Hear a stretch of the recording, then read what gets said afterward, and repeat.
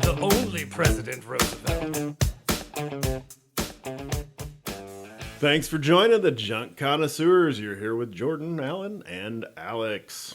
So, we talked about barn casting tonight instead. We're in Jordan's nice, cozy basement shop that's a perfect podcast studio. And we talked about barn casting at my place, but you guys are like, it's going to be in the 50s or colder tonight. And I kind of jokingly said, oh, yeah, if you pansies can't handle that, we should do it up there, which was fine anyway. But the other thing I failed to mention that after I first suggested possibly doing it at my house and before you guys replied was I drove up to the barn and was reminded that yesterday my wife set ablaze the pile of horse manure that's near the barn. Oh. And it burned all of yesterday and it still had a healthy billowing cloud of smoke coming off of it this morning. And Manure smoke. Yeah. Well, mostly sawdust and hay. But yes, it is a pile that is at least 50% manure. I mean, it's a pile that we're close to when we're recording there or spending time there anyway. Yeah, but usually it's not actively on hot. fire.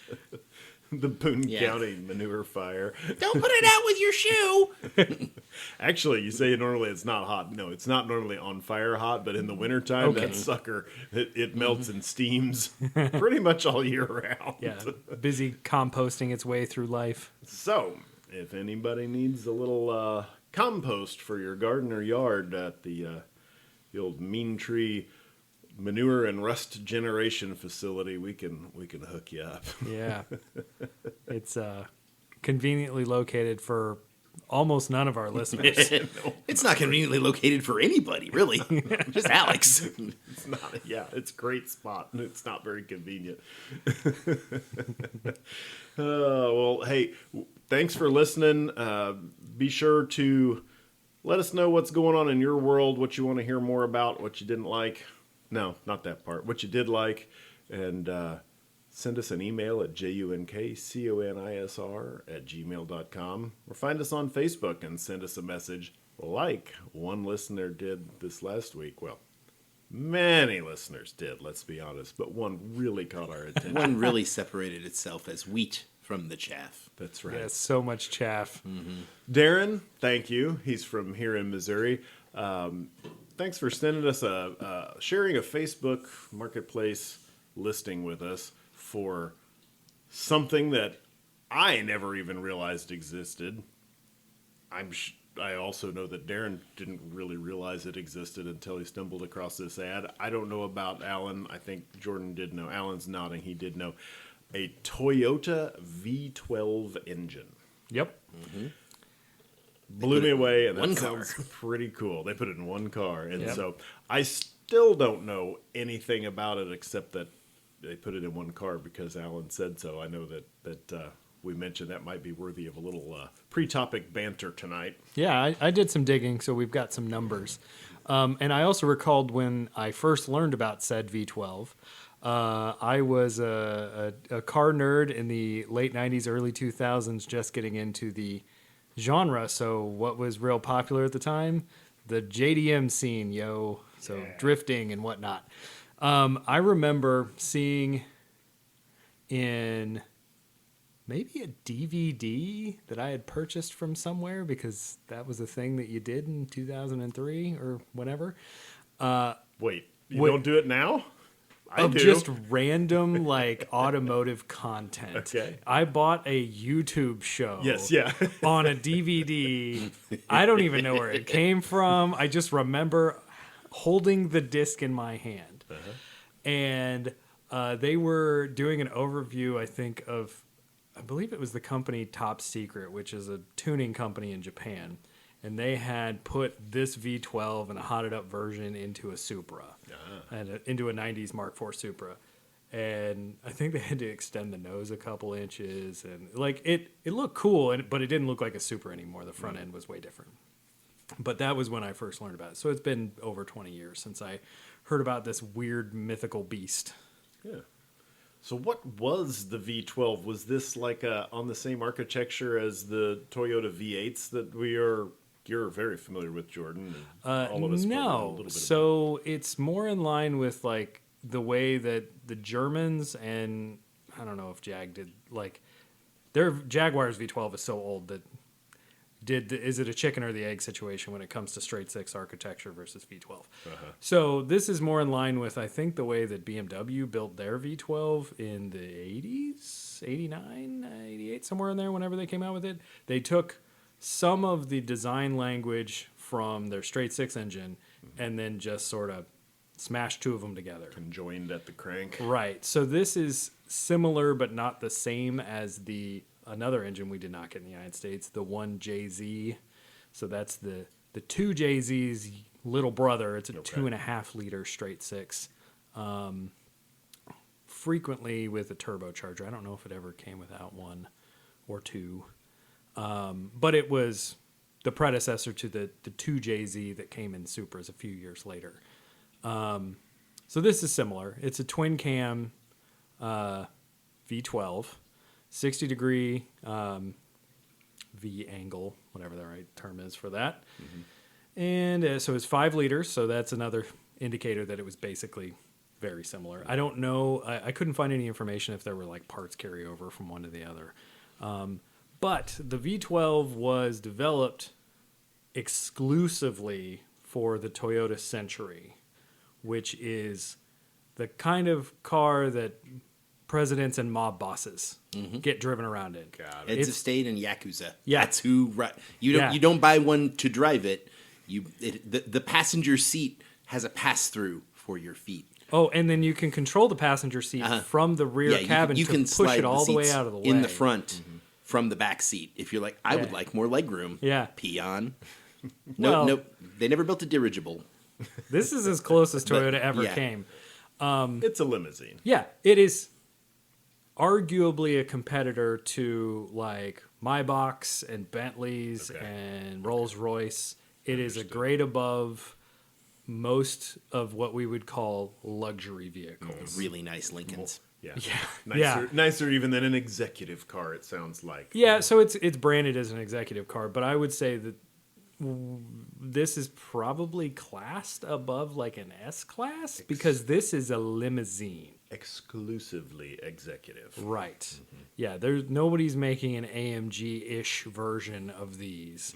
So it's a 5 liter V12 made between 280 and 308 horsepower because it was limited by the same Japanese 276 horsepower. Right. That's all any of these make. Yeah, it was apparently a little over 300, but the point is like so many other V12s you see in things, it's there to be smooth and provide an adequate amount of power, and everything else is sort of unimportant. So they put it together, found out what horsepower it would make, and then limited the throttle stop back to 300 horsepower. Not quite. No, they put it together, found out what power it made, and then said it made 276. Okay, yeah. Like every other Japanese performance car from the 80s and 90s. I see. Yeah, it's a gentleman's agreement. And what they agreed to do was lie. I mean, the American manufacturers did that in the 60s when they all sat down in a room together and were like, we're not going to tell the insurance companies what this actually makes, right? No. I mean, they didn't agree to it. It was parallel behavior. They all agreed. They all did fine. it. But yeah. Yeah, okay. The Japanese may have actually sat down in a room It was together. it was like a handshake deal. Yeah. Yes. So some more details. It had a pretty much a square bore and stroke, 81 millimeters, give or take, a couple of tenths. Had 10.5 to 1 compression, which seems pretty spicy. I'm sure it also had camshafts that were barely discernible from round. Okay. Ooh, this is a fun one. It had 2 ECUs because it runs as 2 straight sixes, and they already had all the electronics to run a straight six, so they just made 2 of them.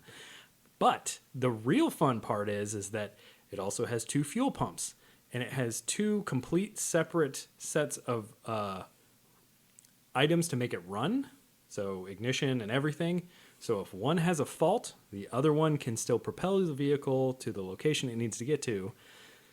You know, if you don't want to be late to your big meeting, or if you're trying to flee from a crime, Right. you know, 180 horsepower is still enough to move a vehicle away from something. Yeah. Especially if you're trying to go all quiet like. Right. Yeah. So You get a lot too of much- redundancy since you basically have two engines joined together. Right. Yeah. You know, in case one fuel pump gets too much blood in it. You know, something like that. Weirdly, they made a compressed natural gas version of this for a couple of years. It made 255 horsepower, which is totally normal. I guess it makes a bit less usually. But yeah, why they made an executive car that runs on propane, I don't get. Strictly for Hank Hill. Japanese businessman Hank Hill. Something about that car ain't right. Yeah, so honestly, the engine is exactly what you would expect Toyota to do. Like they made the decision to make a luxury vehicle, but it's competent without being overly complex. There's no weird stuff to it. It has two fully redundant engine control systems. That is the definition of overly complex. I'm comparing this to all the other V12s that I'm aware of. Like BMW, which has two completely redundant Fair. ignition and electronic control systems, which is needlessly complex.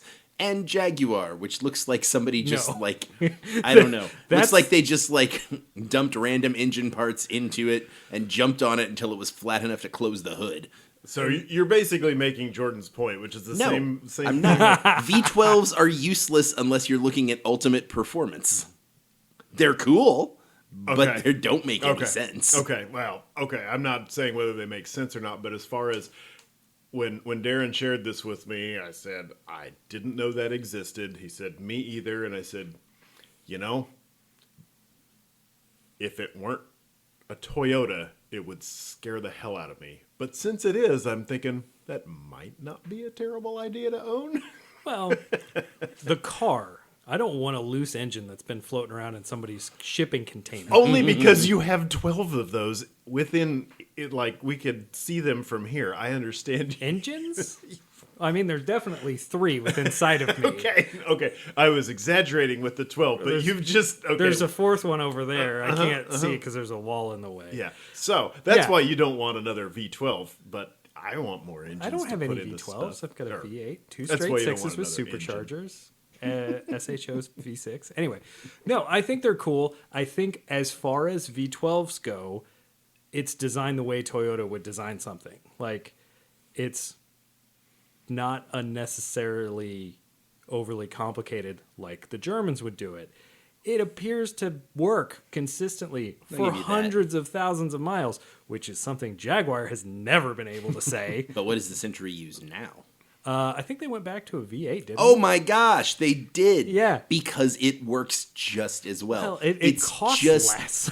Exactly. The whole idea with it is like, I have 4 more cylinders. Oh, sure. It's snob appeal. A V12's not better. What? It's just different and Yeah. cool. So I think for smoothness and power delivery at this point, I think that a straight 6 with a really well done hybrid system is probably the smoothest operating power plant you can get. Because it has the straight 6 is going to provide all of the same smoothness benefits that you get from a V12, or nearly. I don't know. I'm not a harmonics expert. But the way that a really nice hybrid system works would take all of that, like any harshness that's available in there. But you're right. They went to a V8. They did this one for 20 years. The Century is insane because they first came out with the Century, the first generation Century, at Toyota's 100th birthday in 1967. They ran that Century with many modifications in series, but it was technically one generation until 1996, until this one came out, the Mark II. And the Mark II ran until 2017. And they used this V12 the whole time. And they sell less than 100 a year. Yeah, probably. it's not many. Because in order to make these things, they have like all of these incredible requirements for the people who put them together. Like you have to work for Toyota for like 20 years before you're even eligible to take the exam to possibly do body work on this car. It's insane. Like watch a video, Toyota Century. It's insane. And you can buy one of these now for like 10 grand in the United States. I've seen them imported JDM for like 10 to 12. They They don't have any miles. There's one on Bring a Trailer right now in Texas, or Cars and Bits. I don't know, whatever. And it has almost 200,000 kilometers, so 120-ish thousand miles. So for this it's pretty high miles for this vehicle. If that gets above $12,000, I will be shocked, and it looks perfect. Another thing, you could still get these with a column shifter. Some of them had, I believe that the lower spec versions had a console shifter. The high spec versions came with cloth interior. The low spec version came with leather. And I am a huge fan of cloth, like high quality, like, so this is some fancy ass bullshit that costs an incredible amount of money to make. Evidently. But like a really nice cloth interior is my jam. I don't particularly like leather. So this car speaks to me on a bunch of different levels. So there's a fair chance I'm going to own one of these in the next 5 years. Like there's a real good chance, because who doesn't want to own a V12 luxury barge? Like that's awesome. They've sold 26 of them on Cars and Bids in the last 4 years. Yeah. And they tend to go for, oh wow, here's a 92, so this was still a V8. Yeah, that's the first gen. $6,000 though. Yeah. And I think I like the looks better there. And it has cloth. Yeah. I mean, most of them do, because like leather only came out because I think there was Western influence where it was like, oh, leather is the high end. But no, yeah, you can get a 97 in the United States. So 25-year rolling window. They came with 4-speed automatic. Eventually they got a 6-speed. I don't think that matters. Like, Not really for the purpose of this car. No. Yeah. You know what they need? Nitrous. there's a guy, I'm trying to remember the name of the motorsports, the channel, but it's like Desire Motorsports or something somewhat pretentious, shockingly. But he put a like titanium exhaust on his, and it sounds insane. So it's just this giant limousine that has Lamborghini-esque exhaust on it. Nice. It's weird. It's so weird. There's several ones that have been swapped into various things, independent throttle bodies, that sort of thing, Yeah, because of course. the intakes are huge and not performance-oriented. They're cool. That's it. Nice. Well, cool. Learn a little bit about that.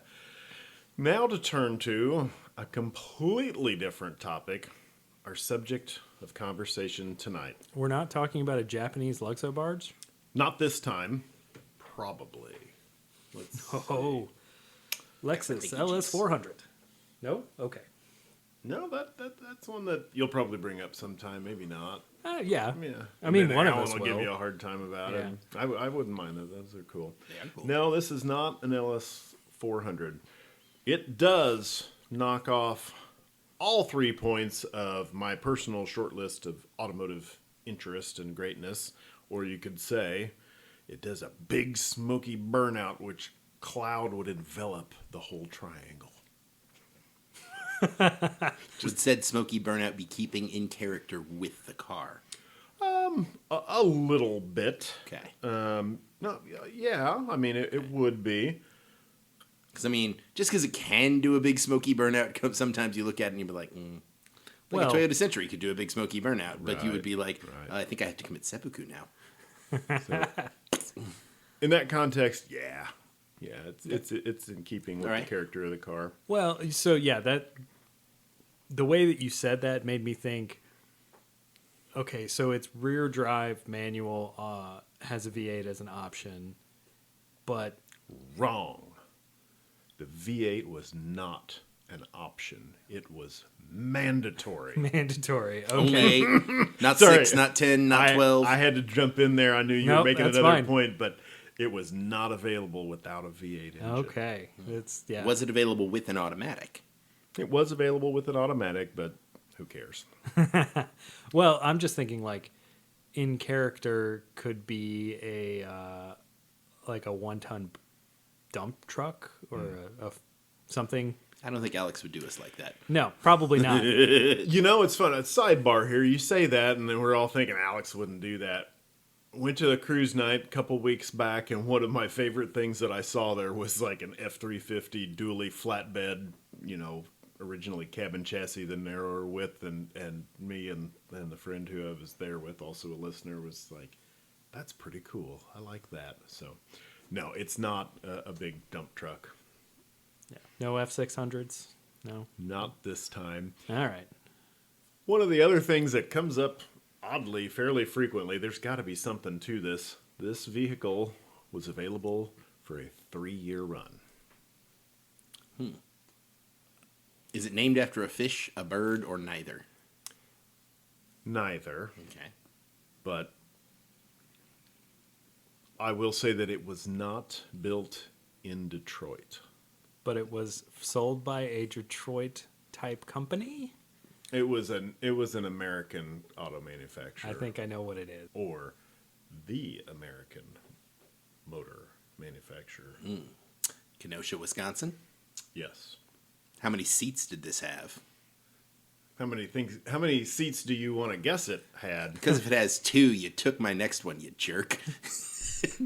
I'm apparently wrong because what I had in my mind was 4 seats. Is it the AMC AMX? It is. Oh, yeah. Yeah, the AMC AMX. So, little history.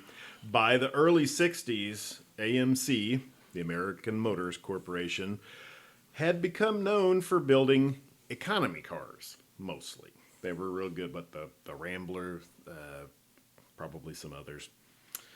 However, through the 60s, there was a growing market segment that AMC was missing out on.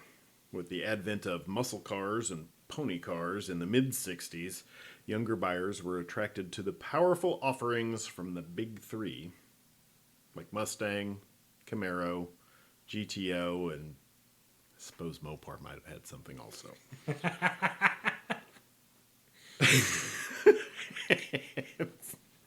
And so AMC set out to enter this high-performance market to attract younger buyers to the brand. I really wish that you all could have seen Alan right now. Just like cranky, slams the beer, scoffs. I don't know why I hang out with you guys. I ask myself that question all the time. So in 1966, somebody in Kenosha commissioned 2 concept cars. They were named the AMX and the AMX2. So American Motors, the X was for experimental. Of course. Extreme. Extreme. The AMX concept was a 2-seater, and the AMX2 was a 4-seater. That don't make no sense. Yeah. It's AMC, man. They don't have a whole lot going on. These concepts were the basis for what became the AMX and the Javelin. The original concept of the AMX was a fiberglass 2-seater, and I think the original AMX2, what became the Javelin, was more of a steel unibody. They were concepts. I don't know if they even had drivetrains. But surprisingly, both of these cars made it to production. They made it as a steel unibody, the Javelin being the more conventional primary model, and the AMX, which was shortened by a foot and had no rear seat, was the sporty experiment that would be carried on for the next 3 years. So, halfway through 1968, several months, 5 months after the launch of the Javelin at more typical car launch time frame, they launched the AMX. So, it's a 2-seat coupe with a long hood with bulges on it, short deck, 3 V8 engine options, and 4-speed manual or 3-speed automatic transmissions. I like it. It was pretty cool. And I'll just jump in and say, the more I looked into this thing, the more sold I am that I've never wanted to be a baby boomer more in my life than I am right now. Of course, back in the 60s, I wanted to be 23 years old so I could buy one of these things. They came with 3 different engines. Well, 4 different engine displacements throughout the 3-year run. The 290 was the base engine, 290 cubic inch V8. Boo. Made 255 horsepower, 300 foot-pounds of torque. Well, so those are unregulated horsepowers, not commonly regulated horsepowers, right? I don't know how the horses were trained, but they had to get under the 5 liters. Although they had, I think, 301. yeah, Because they all ran in Trans Am. that was later. The AMX never ran in Trans Am. Really? The Javelin did. The Javelin, Okay. I wonder if they had to have 4 seats. possibly. Possibly. Because everything else in that At category that had 4 time, seats. yeah, at that time, Yeah. they probably did. And I mean, the AMX was basically a Javelin with the back seat. Like basically, it's like a mad fold-in where you take like the rear seat area and just go whoop, and it's a foot shorter with no back seat. But it Sounds like worked way better than it should have from a styling point of view. It's Yeah. like that actually looks better. Yeah. It does. And a Javelin is a pretty cool. car, but the AMX is like, no, that's purposeful. Yeah. Yeah. So then the next engine up in displacement was the 343, the 343 cubic inch small block that made 285 horsepower and 365 pound-feet of torque. Had 10.5 to 1 compression. Well, 68, 69, that was still the golden years of very little in the way of regulation, and you could kind of just do whatever the hell you wanted. Right. This was pre-energy crisis.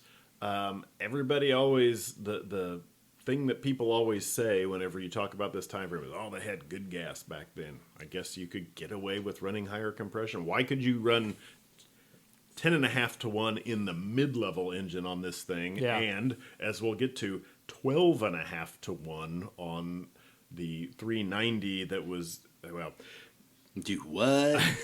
12.5 to 1 from the factory? yes. Oh my. Yes. Now, giving on me a the special vapors. drag racing edition, we'll get to in a little bit, but they had a 390 that made 315 horsepowers and 325 foot-pounds of torque, and then a 390 that was only available in the super stock, and we'll talk about it in a little while, that made 340 horsepower, 430 foot-pounds of torque, had 12.5 to 1 compression, and dual 4 barrels from the factory. Yep. It still only made 340. I mean, that's. We'll get to that. Okay, yeah, okay. I'm not. That does not add up. Remember No, when that just, Yeah, no, it's remember- circling back, but let's yeah. put a pin in We'll that come back to because, that, yeah, we'll talk about that. And then for 1970, I'm going to step back down a notch in displacement. They replaced the 2 smaller displacement engines with the 360. So the 290 and the 343 went away for 1970, and there was a 360 cubic inch engine, which made 290 horsepower. Yeah. All right. Not bad. They used the Borg-Warner T10 4-speed manual transmission and a couple of, I think they were Borg-Warner 3-speed automatics.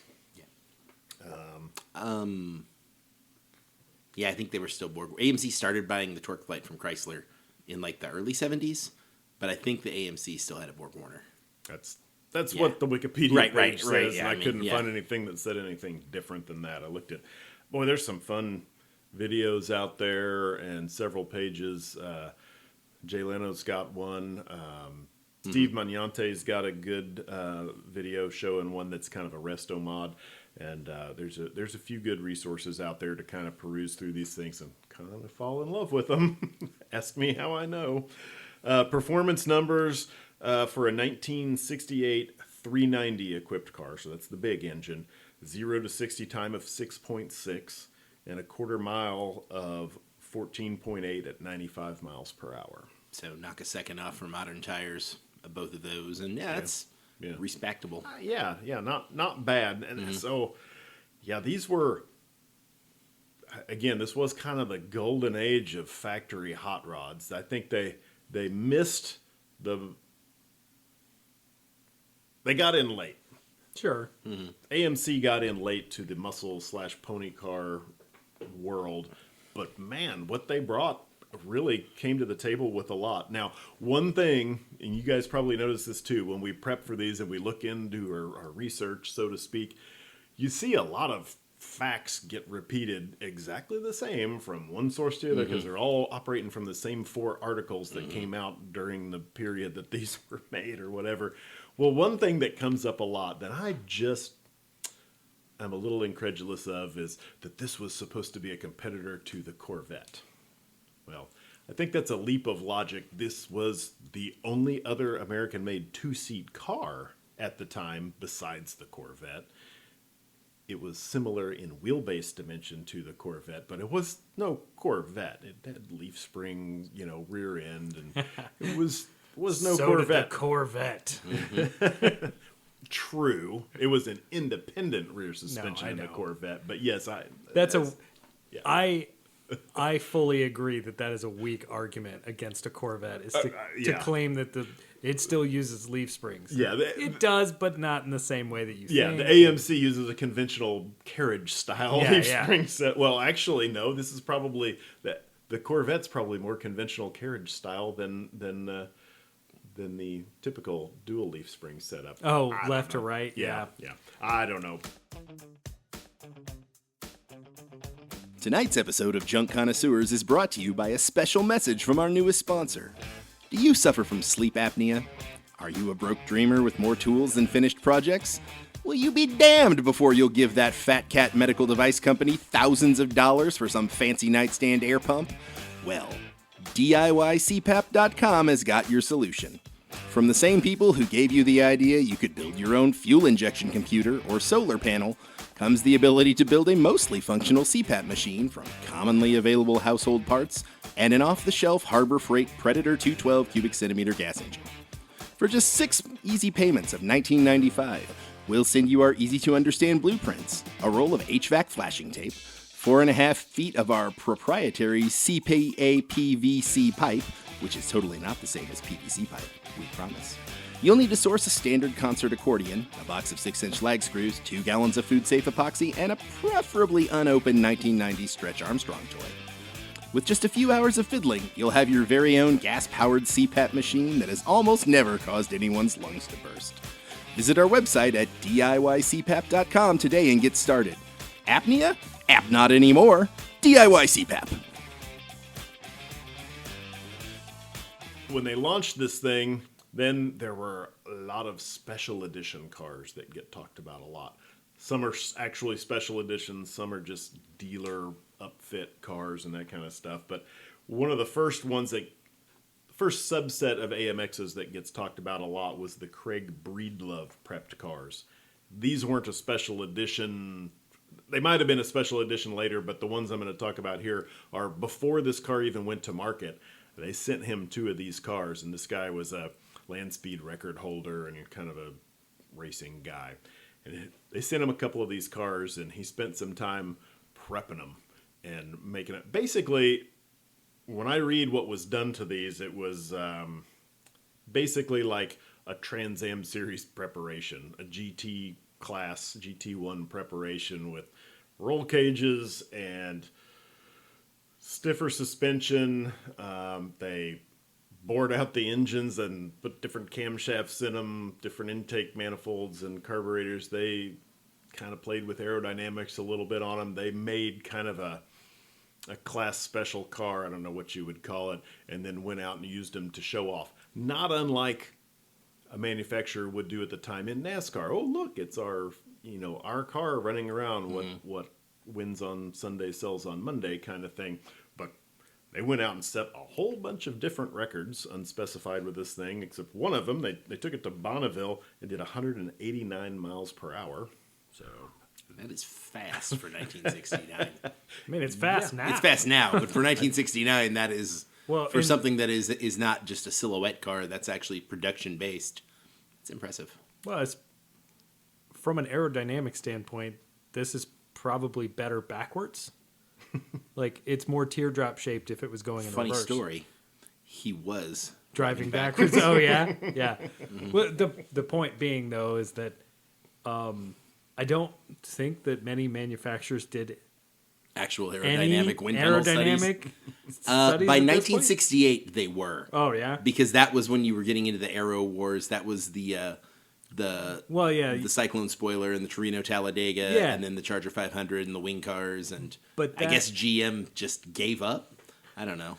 But that was also very specific to NASCAR, and they were modifying bodies they had already designed. So, like, most of those probably weren't built from page one with that intent. They weren't. Some Because of them they may had to have change a bunch of Yeah, things. yeah. Like, all right, we have to take this inset grill and push the nose up, and Or these the- inset backlights have to be flush. And yeah. Or the little, like, front fender vents to relieve pressure from underneath Those the are for tire. tire clearance, Jordan. Right. Yeah. That look like tiny little external gauge pods on top of the fender. But no, that's really impressive for Yeah. a car that had been modified clearly a lot, but at the same time, like, nobody at AMC was hanging out in the wind tunnel for, 6 solid weeks Probably not. trying to smooth her out. And yes. But anything you read about the history of AMC, they didn't have the resources. This for is that. what happens when LSD becomes prevalent in American society for like 4 years. AMC goes, yeah. And then they're like, whoa, what were we thinking? Quick, let's merge with Renault. Much more sensible. Of course. So no, that's really impressive. 189 miles an hour. Yeah, and I think that was basically just a big launch publicity thing. Hey, get these cars ready, and we're going to turn some heads and drum up some interest in these cars. And I think it worked pretty well at getting people interested in the AMC products. One of the common, I guess this isn't necessarily a special edition of the car, but almost every special edition was based around the Go Pack, an option package that was available on the 343 or 390 equipped cars. It came with cooling upgrades, suspension upgrades, disc brakes that were power disc brakes in the front, because these cars, best I can tell, were still disc brake optional. Shouldn't that be the stop pack? The stop pack. Well, You go and then you must stop. yeah. Generally, yes.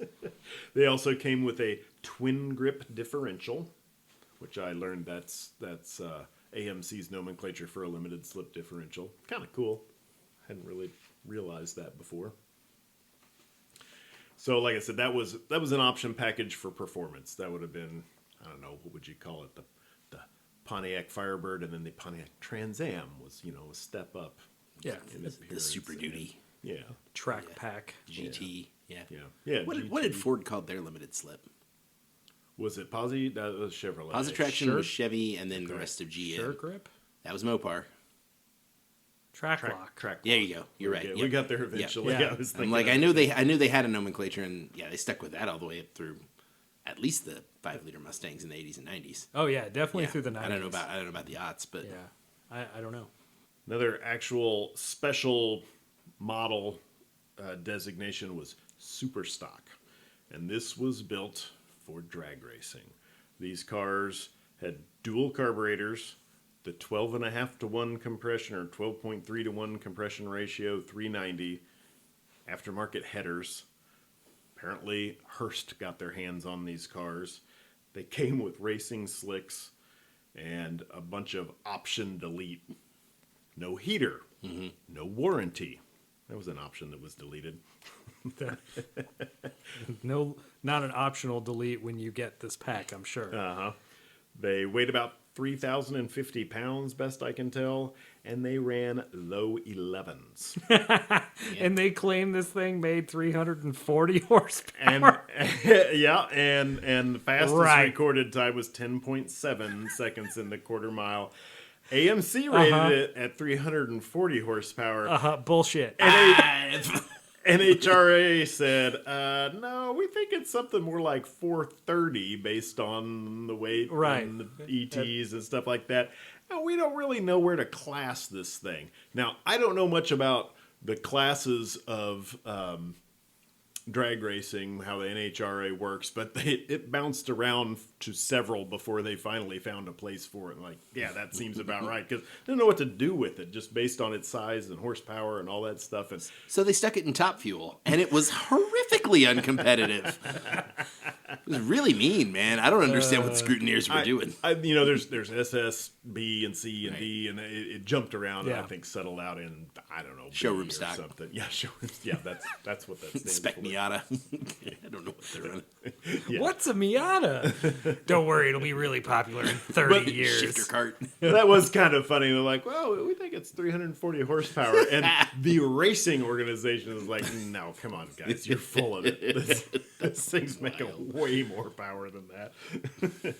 There was a California 500 special for 1969 and I guess just 1969, Riverside Speedway in California.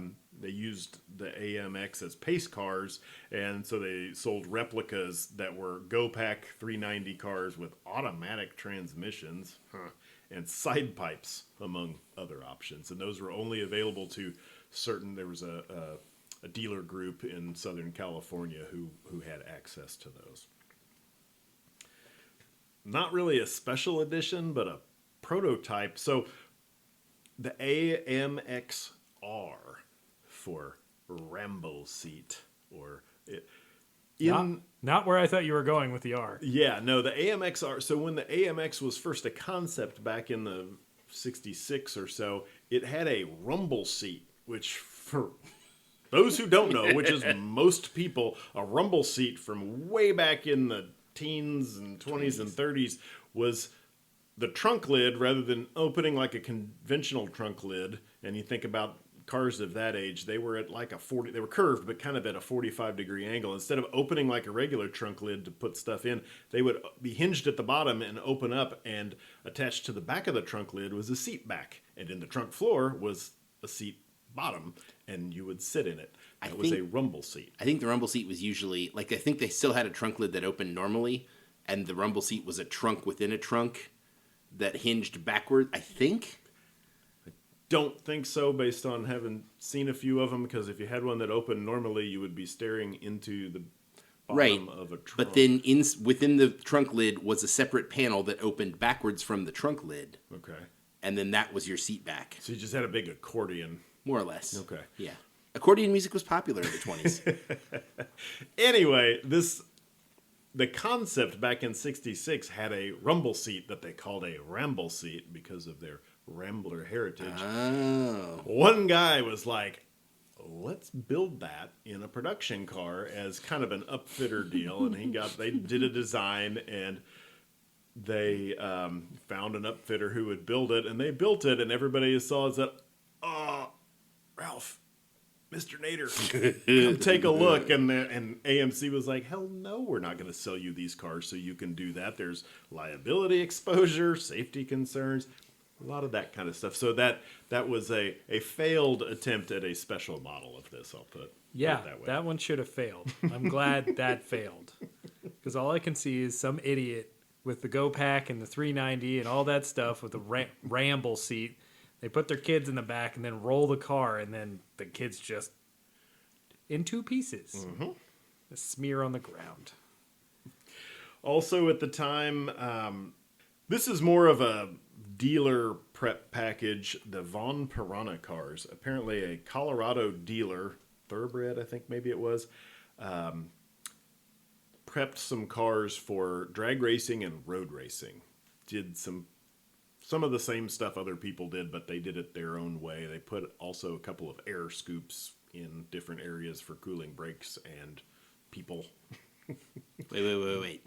So you recall earlier when I asked you if these were named after fish or birds, and you said no. How do you spell piranha? P, like as the fish? Uh-huh. Piranha.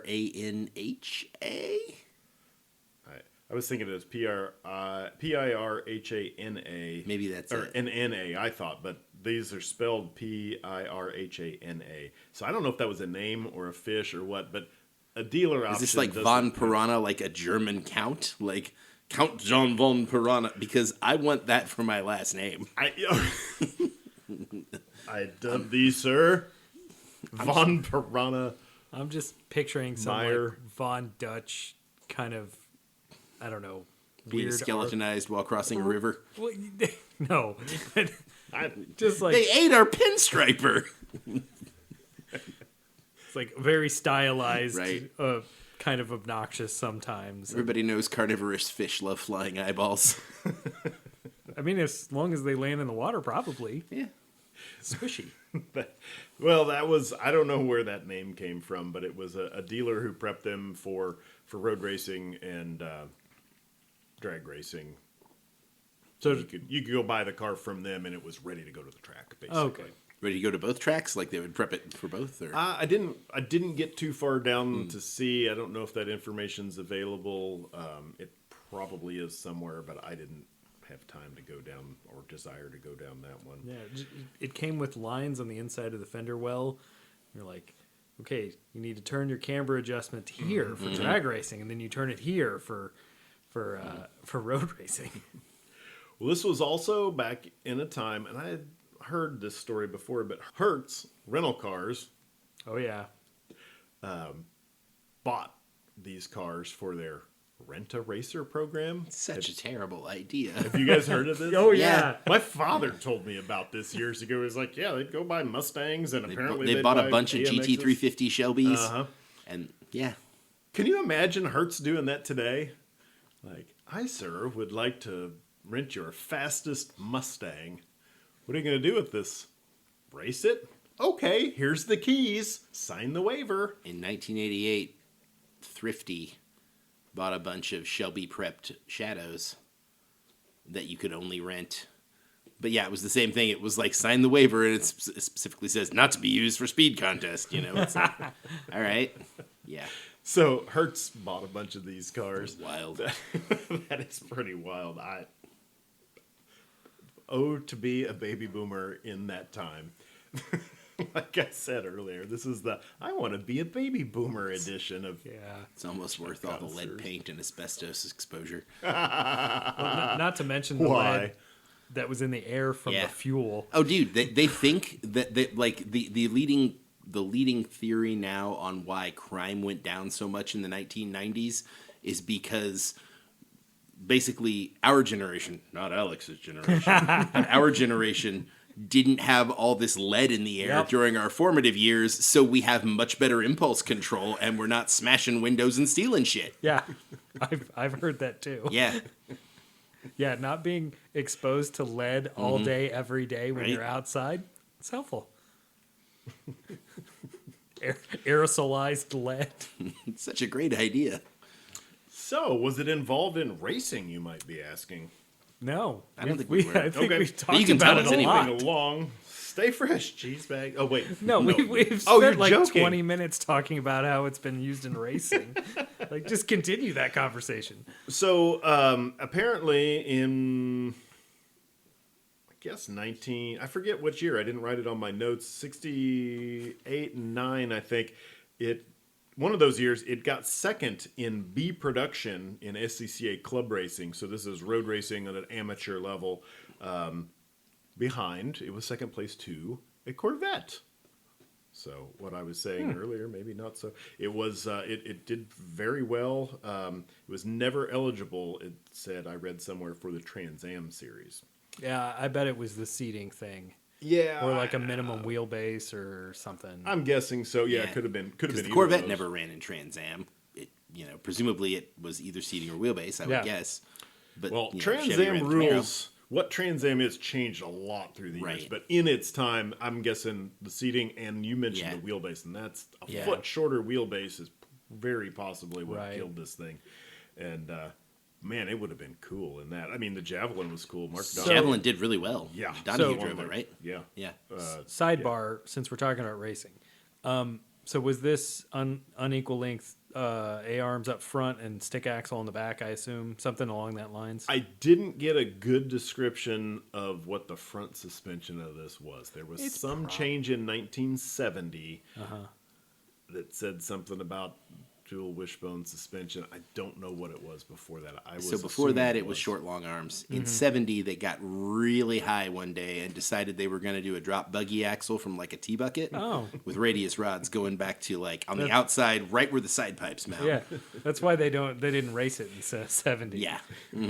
So it had whatever the Javelin had, I'm sure, at both ends. And I believe that the Javelin was Rambler base. Yeah. If I remember right, AMC, all their stuff was short long arm with coils up front and then stick axle with leaf springs in the back.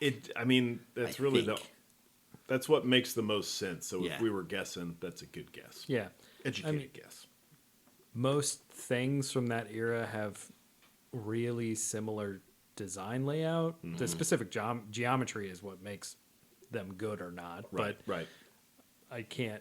I would not have guessed if you said, "Oh yeah, it was based on Rambler suspension," that it also was capable of doing well in any sort of road course championship.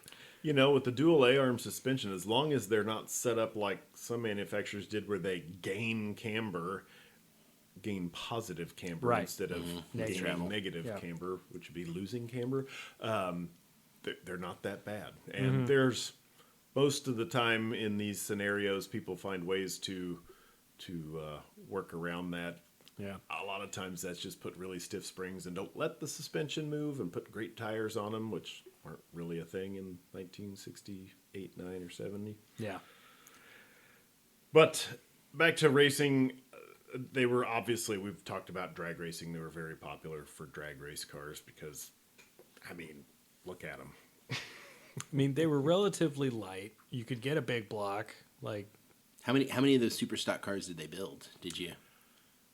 Was it I like forget. a super? Are we talking like less than 100 or a couple thousand or? Not a lot of them. I don't know how many of those. I don't remember how many of those they made, but I will say that the 390 vastly outsold all the other engine options through the 3 years of this. There were years, every year the 390 was the biggest mover, and manual transmissions were the majority of production. Not like far and away, but they were the majority from the looks of it, which is really saying something, because there's not many vehicles out there that a manual's available, and it's the over 50% take rate. Even right? in the muscle car era, it was. Yeah. If you got to half, that was impressive. Yeah. well, Per Google, 53 super stock AMXs built in 1969. Well, that's not very many. No, but it's still awesome that they were doing it. It is great. That's all of these of the super, like the factory back drag cars were like that. Like how many Fairlane Thunderbolts did they build? Couple hundred. How many big block darts did they build? Couple hundred. How many L88 Camaros and Vets? If you legitimately have a car coming from the factory with drag slicks, it's that they're going to be careful about who they sell those to. It was AMC. They probably sold it to anybody who had a big enough checkbook. I think knowing what the big three did, you had to show up with an NHRA competition license for that class before they would sell it. Because even then, lawyers were like, mm-mm. But we learned the NHRA had no idea where to class this. So what class do I need a license for? Like shifter cart class? Yeah, junior enduro cart. That's just a 3.5 horse Briggs. One funny story about racing, non-sanctioned racing, is in 1971 and 72. For the Cannonball Baker Sea to Shining Sea Memorial Trophy Dash, a couple of brothers brought an AMX. They finished 5th place. They finished. They finished with an average, 77 miles an hour or something like that, which means they were flying because it took them, 30-some hours. They also returned in 72 and did 8th place. One notable thing about the car that they were driving in 71 and 72, but before those years, this car already had 90,000 miles on it, and they had done some tour of the Baja Peninsula. Oh, geez. In this car. So these guys they're hardcore. These are our kind of folks.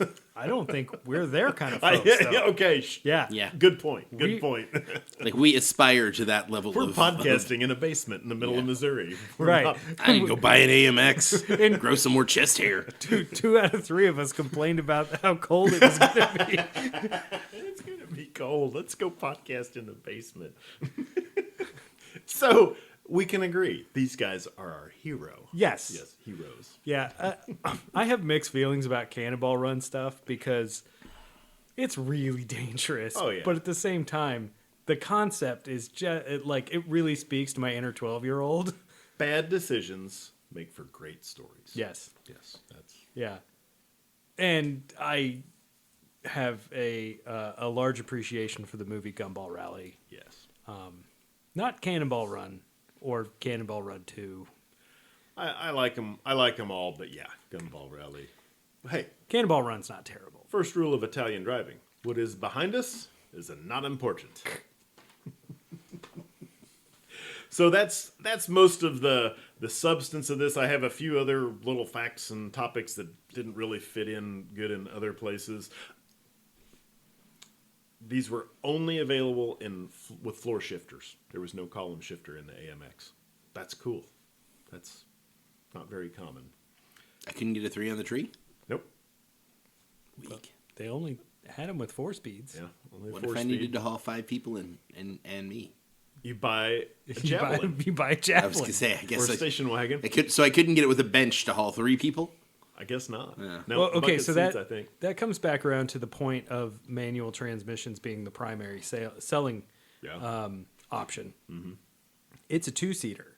No, this was uncommonly purchased as a primary vehicle. I Right. bet this Right. was a toy, like a Corvette. You totally could, but nobody's going to try and put their family in this, like a Javelin or even a Mustang or a GTO, because that's a bigger vehicle. Like, you could survive with a family of 4 in any of those vehicles. I feel like this is maybe like having been around C3 Corvettes a little bit. They're freaking useless from day to day. Oh, this is I way feel more like useful this, than if that. you didn't have kids, you could get by with this as your primary for vehicle. sure. You know, Yes. Like I wouldn't want to have just a vet unless I also had a truck. Yeah. Frankly, you know. It's for the crowd that's like, why would you buy a 2-door? How do you get in the back seat? You've got a defense for when those people approach you. Look, it doesn't have a back seat. Don't worry about my 2-door. Yeah. Well, so you kind of also hit on another point. It was probably mostly purchased by people without children. Like, so if you did have kids, you had another vehicle. If you didn't have kids, you were more than likely in some sort of bachelor mode. So then, yeah, 4 speeds and burnouts. Mm-hmm. You know, that was... And that was the purpose of this car for AMC, was to get that kind of person Yeah. to consider buying AMCs. And of course, you get them bought in when they're 20, 25 years old to get this hot rod. And then, oh, the kids came along. Now I need a 4-door or a station wagon or whatever. And Yeah.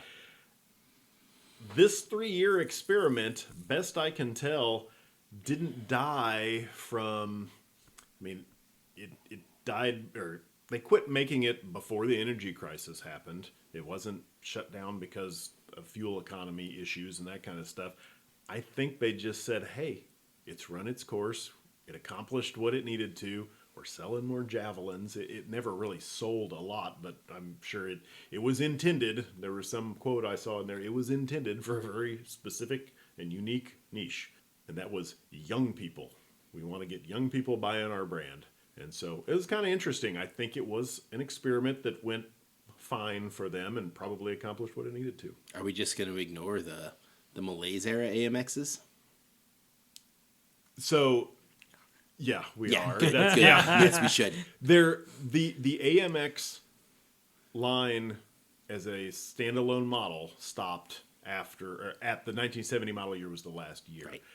The AMX nomenclature came back up as the high spec line in the Javelin and I think some other AMC. The Spirit Yeah, in the late Spirit. 70s. Now, to be fair, That's kind of cool. you could get, and in like 78, 79, you could get a V8 manual transmission rear wheel drive AMX. It was a Spirit with tape stripes, but you could get a V8 and a 4-speed, and that was in and of itself something that was kind of a rarity at that point. Yeah. I mean, I think it was just a 301, and it was smog choked, but still, it's a neat idea. Yeah. It did have a back seat. So yeah, I mean, back to your question, are we going to ignore the We others? probably should. Yeah, because honestly, when I got digging into this, I thought I should be talking about the Javelin because it's more the high runner and it was in Trans Am series and all that kind of stuff. But the more I looked at it, I'm like, no, this thing is too cool. It deserves its own deal. Plus, if one of you guys wants to do the Javelin at some point, there's plenty of material out there for us to talk about. But let's get another 50 episodes under our belt before we do that, just so we can forget like all of the crossover points of this. Right. Well, there's plenty of meat on that the second bone. AMC we've done or the third? It's the second I've brought to the table. Yeah, well, the first one had so much more eagle. Yes. It did. So much Yeah. more eagle. I don't think. I don't think we have either. Yeah. Like, I've had a few on my short list, but Yes. like this one, Grand actually. Grand but- Wagoneer. It had vacuum operated wipers. I mean, it Did was the not know that. 60s. Yeah. It was the sixth. That was probably a holdover from Rambler because Yeah, that was a. I think so. Yeah. That was something that Steve Magnante pointed out. I had no other indication Yeah. of it except it was on this resto modded one that was really nice that he did a walk around video and pointed that out. And I thought that is just so weird. It's awesome. So, did the one he was recording still have the 390 in it, the AMC 390? No, it had a 401, Oh. which But never it's- came in an AMA. But You it was were at going to say least- LS1, and I Yeah. was just going to walk out. It was at least still an AMC. yeah, it was a product. hot rod AMC. I'm totally like, if you're trying to do Yep. and I have nothing against bastardizations, but if you're trying to do sort of a high end resto mod, don't put a Chevy motor in it unless it's literally a Chevy. Yeah. People can do whatever they Yeah. want, but No, people can definitely do whatever they I'm want. with you. I'm with you. But if you're going to spend $100,000 on an AMC AMX, try harder. Like, that's it. That's all I want. I just want you to Try try harder. We expect more of you. Yeah. Resto modders. If you're going to call it that versus just like, this is some shit I put together in my garage. Yeah, okay, fine. Put an LS in it. I'm looking at both of you. Stop taking it personally. I'll continue to take it personally as long as I damn well feel like it, Jordan Wheeler. Because I don't even put it together in my garage. I put it together in my head. And then I'm like, I'm going to go play video games. You guys want to go ride bikes? What? Huh? Squirrel? Yeah. They over the 3 years they made about 19,000 of them. So Okay. as I was saying earlier, it was a 3-year experiment. I Yep. feel like, and I think it did pretty good. They didn't make a ton of them. Makes them really hard to find now. When was the Yeah. last time we saw one of these in the wild? I saw one 2 years ago when I went to buy a 360 Chrysler. And I was walking, it was a woman who was getting divorced, actually. And she's like leading me out to the barn. She's like, yeah, we're selling everything. My soon-to-be ex-husband wants to get rid of this. And then I was like walking out to the barn, and I'm like, holy shit, is that an AMX? And she's like, yes, do you want it? And I'm like, kind of, but it was restorable, but it was pretty far gone. Yeah. And I think she was like, I want $3,000. And I'm like, eh. But I mean, as an indication of, I mean, I bought a complete 360 Magnum for $100 and the cherry picker to load it into my truck for $25. Yeah. So it was probably a good deal. I just, Or it could have Yes. been a good deal if Yeah. it wasn't at that price. They would Right. were motivated, but Right. but it wasn't a good time for you yeah. to be But I remarked on it because that was the second or third AMX I've ever seen in the wild. right. I'm not certain I've ever seen one.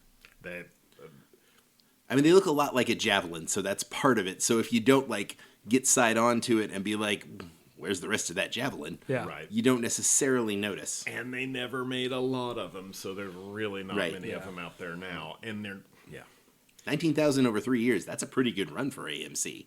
yeah, You know? yeah. That's a success from their standpoint, I'm sure. In '68, when they were new, they cost $3,245. That's 29 and change, That is pretty 29,000 and change today. And I'm assuming that's a base model. Yeah, that was the 290, I think. I mean, it was not a fancy one, and you paid a little bit for the fancier ones. Like, Do you equivalent cash? Do you think you could get into a 390 Go car for 40 grand? Possibly. Yeah, I that's a briefly looked. 30% I don't increase. spend much time on Bring a Trailer and Cars and Bids. Oh no! I mean the MSRP. Like would New. What does this cost compared to now? So you Yeah, said I forget. I forget what the options cost, but I know that on the real high end model packages or special models, they probably 40, 50. well because money. you said it was like 29 and change for today's in money in today's a base money. car. Mm-hmm. Yeah, I'm just thinking like if you could get into an AMX with 390 in the Go pack, not the 12.5 to 1 compression one, just like the normal 10.5 lowly compression running on your leaded gasoline, for 40-ish modern money, that's pretty compelling. Yeah. Like, Yeah, I don't really know what new stuff costs, but I mean, it sounds like it's probably not too far out of line. And on what these cars are worth now, to find a nice one, you're going to spend at least $35,000, and if it's a highly optioned one, it's going to go way up from there. I have a feeling. But Hagerty says the super stock is about 150 in that restored wouldn't condition. surprise me. With well, the there's 53 of them. Yeah. Right, and a nice driver basic one was looking. Number 4 is 15,000, which seems low. Number 3 is about 30, which I'm like, that seems about what you'd spend for something nice. I don't know. Yeah, and so they're rare. If you could find one, I wouldn't surprise me that that's what they cost. There were a few firsts that it was known for. They were named the SAE's best engineered car of the year in both 1969 and 70. They were the first use of the safety windshield, kind of the move towards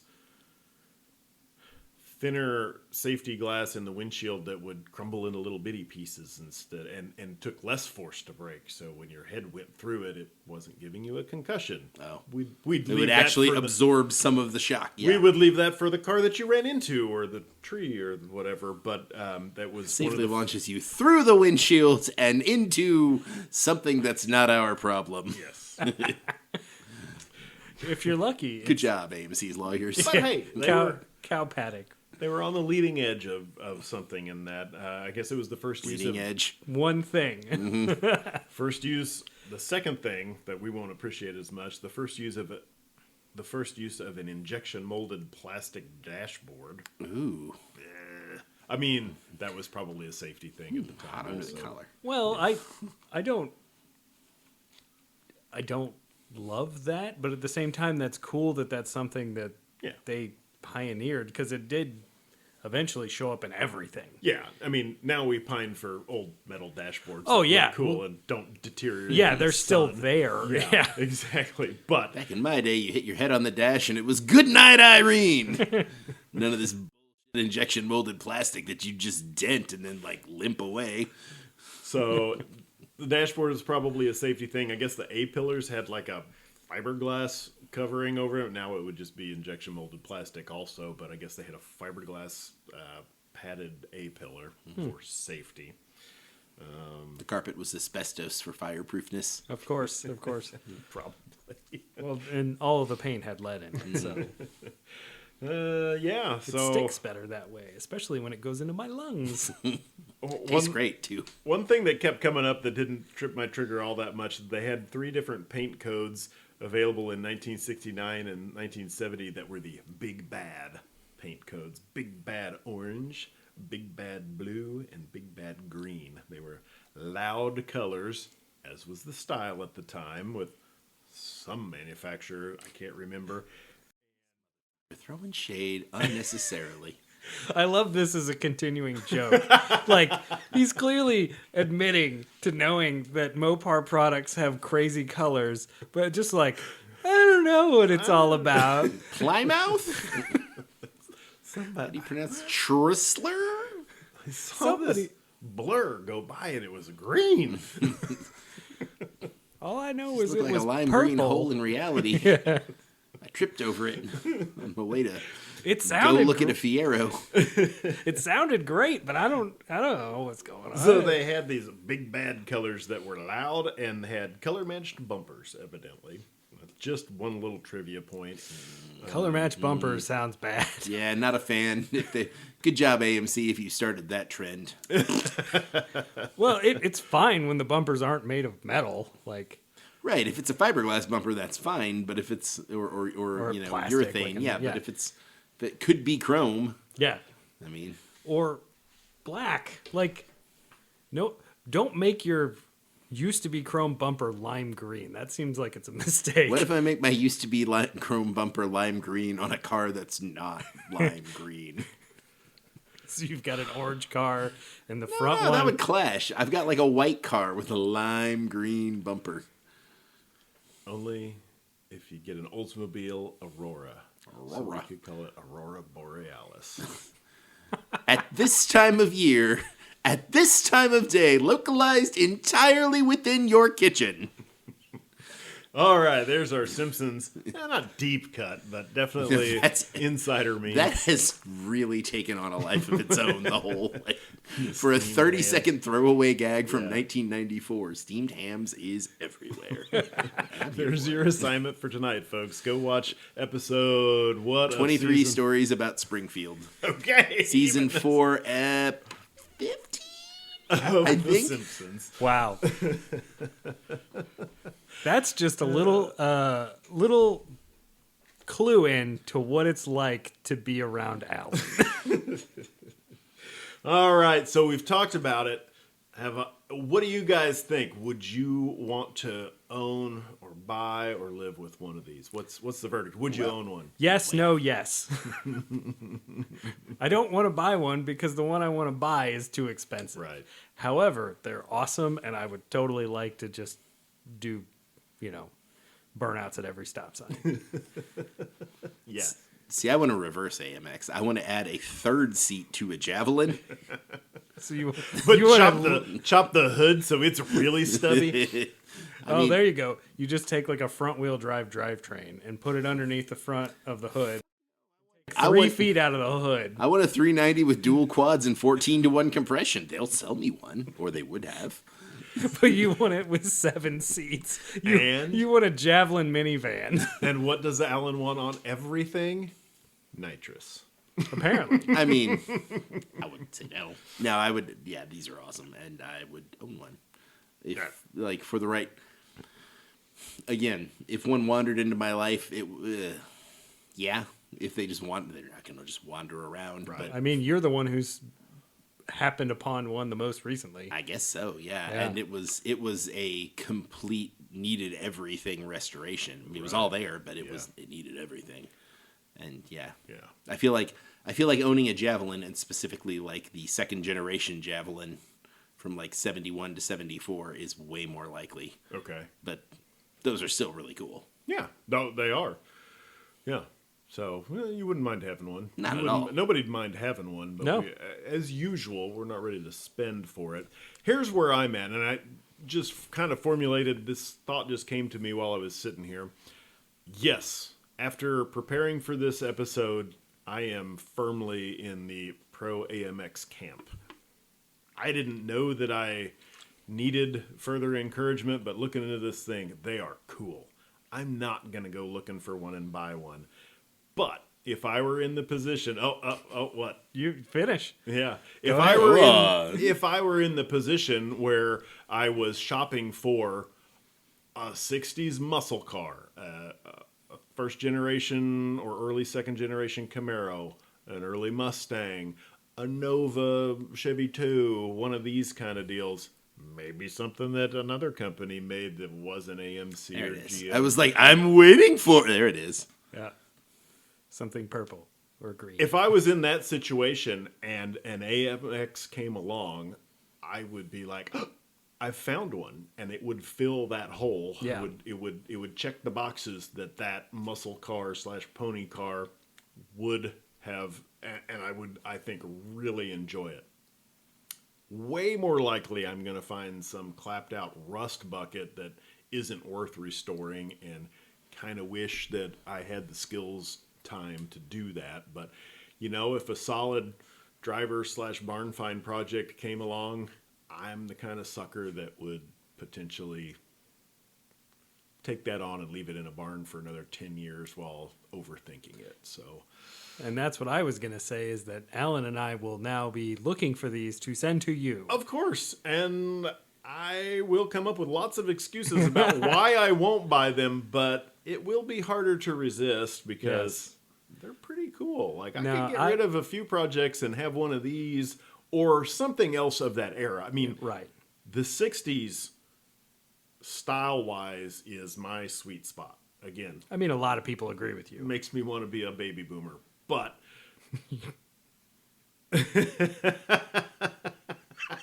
it's really bothering you that I keep saying Well, that. no, it's just like, cut this part out. But like, the list of things that make me want to be a baby boomer are real short. And the things that make me not want to be one are real long. You've got a persuasive point you're making there. But yeah, no, man. And why is it that I'm not particularly concerned about keeping an old AMC running when I like some other old stuff of this vintage that's not mainstream run of the mill, that they don't make a lot of reproduction stuff? Because it's the same. I mean, AMC, a lot of the parts are stuff you can find. Yeah. I mean, that the only downside as I see it is aftermarket. Yeah. And if you're going to keep it stock or stock-ish, Well, and if they made that much horsepower from the factory, clearly AMC didn't think they made that much horsepower. I don't know. That's This thing only makes 340 horsepower. What's the deal? Runs up. You say it runs like low 11s to high 10s? Shit. Yeah. I think even the 430 the NHRA was saying was That's probably low. I never had really looked into these or considered many AMC cars until we became podcast famous. And now that I look into these things, Podcast famous. I knew that'd get a spit take out Yeah. of you. Now that I've seen a couple of these AMC things, man, if a solid one came along that was undervalued or valued about like Properly an AMC, valued, yeah. they're kind of cool. Well, I'm just thinking like, okay, so you said Haggerty's what, 30 for a reasonably 15 nice? to 30. 15 for number 4, 30 for number 3. Yeah. So Although I found a runner in Bonner Springs, Kansas for 10K. ooh. Needs a lot. Is that- automatic. Yeah, and Gold. it's kind of gold, and it's Yeah. got a rusty quarter panel. it's like- The first picture is fine, and then you see the other side, like, oh, Ugh, yeah, mismatched panels, and it was gold. You say? that guy. Or, Yeah. I mean, 15,000. 10. 10. Okay, yeah, that's getting better. Well, okay, so my point though is that as far as rarity and interest, this seems so much cheaper than anything else in this category. Yeah, yeah. Like compared to a Gen 1 Camaro, Firebird, a factory 4-speed V8 Mustang. Yeah, I was gonna say, because you're not looking at base model Mustangs or Camaros. Right. You're comparing this to a Camaro, at least an RS or something and, with you'd be 8 looking- cylinders and 3 pedals. Yeah. Yep. Well, and or like a fastback GT9 Right. Mustang with a 390. This is in it. cheaper. Yeah, it's gonna be cheaper. Yeah. And this is just more interesting. It's interesting because it's rare and it's weird and different, and You could get it with a red, white, and blue paint package. That's awesome. yeah, I know you all will be surprised, but when it comes to style of cars and what I like to show up into a car event, sometimes I like to be a little different. Yes, like to says be the what guy who everybody owns a baby blue Ford Futura. Yeah. Yeah. So this really is right down my Oh, alley. absolutely. As much as I'd like to have a 68 Camaro, one of these would fit the bill Yeah. just Yeah. nicely for me. Yeah. Yeah, no, I'm in the same camp of like a 70, 71 split bumper Camaro is sort of the one that appeals to me the most. Yeah. And I think I would have a hard time doing it would be a hard decision if they were even money, which one I would go with. A 70 Mustang, it was one that somebody raced and now I'm losing it. Boss 302. It was a yellow. It had Panasports on it or mini Parnelli lights. Jones. Yeah, that one. That one real. That's probably No, that is the look that appeals to me the most. I'm not a Mustang guy, but even I look at that and I'm like, oh, yeah. Well, mini lights make everything better. They really, almost everything. Okay, not maybe a Toyota not. Century, but yeah. No, they would probably look dumb on a Century. But like that get might be behind the it. only thing that jumps out from this era that is more appealing than an AMX, just because, like we said, when was the last time you saw one? I got a lot of things that are more appealing, but nothing in that same like price class or even rarity class. Like there's other stuff that I'm like, no, that please, but Well, like as far is as it- stuff I might actually be able to find and someday afford. Is what you're thinking about located in the mid to late 60s? Yes. What is it? You're asking me what my holy grail car is? Well, like you clearly have something in mind that's superseding this. I do. Is it a Chevy? Or is it a Ford? Well, of course, his is a Mopar, but It A is. what? but see, I've ruled all of those out because they're all worth Right. 3 or this 4 is times approachable. this. Yeah, And is still like amongst the approachable stuff, it's pretty badass. yeah.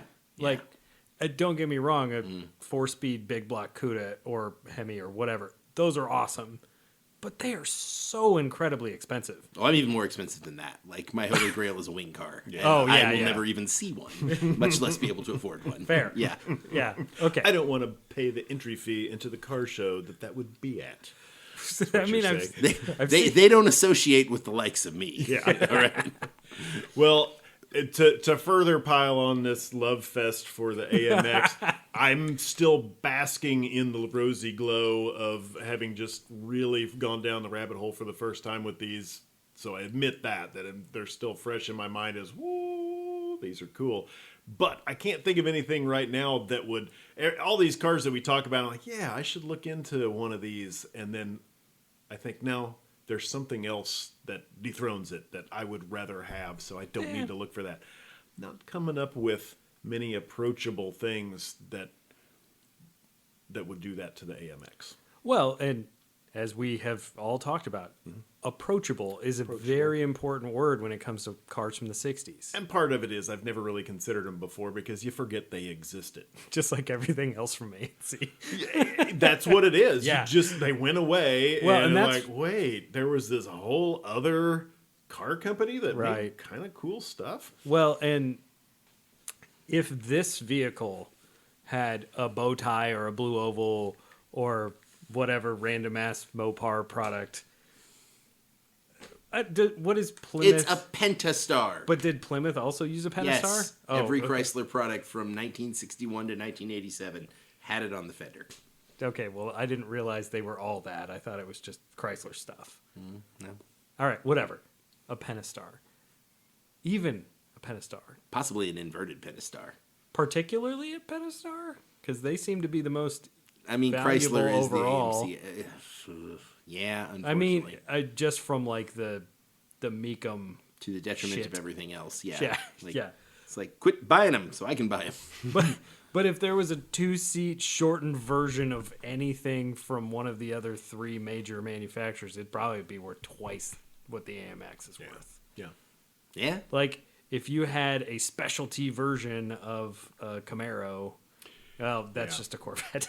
But I think that's part of the reason that the value is there is because there just aren't that many like hardcore AMC people left. But the ones that are out there I will understand. murder you in your sleep. I understand. Like just that before. just like the they make Saab Chrysler people. guys look.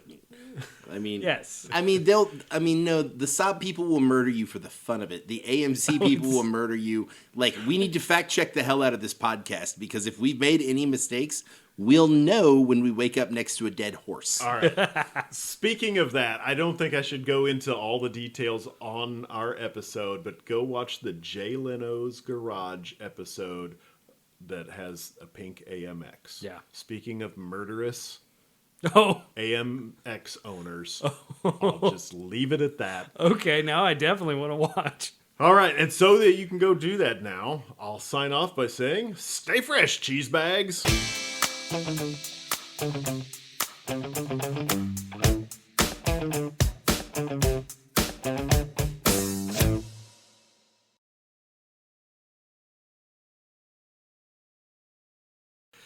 pause for a second before you start that next one. Do we have a cat water Yep, bubbling we or do. something? I didn't know if it's being picked up because I can hear it, so can't see it, but I can hear it. yeah. For our listeners, I'm just peeing constantly into a bowl. Alan's had a As long steady as it's into a dribble bowl. since we started recording. Something very wrong with me. There's our You should outtake. see I don't have trouble peeing. I just have trouble peeing quickly. Unfortunately, that probably is a sign of our age. It's like that scene from the Green Mile, was it? Oh, It's I Tom remember. Hanks. yeah. Just Big no, the Stephen King movie. Captain Castaway. Sully. Oh my god. Look at me. I am the podcast now.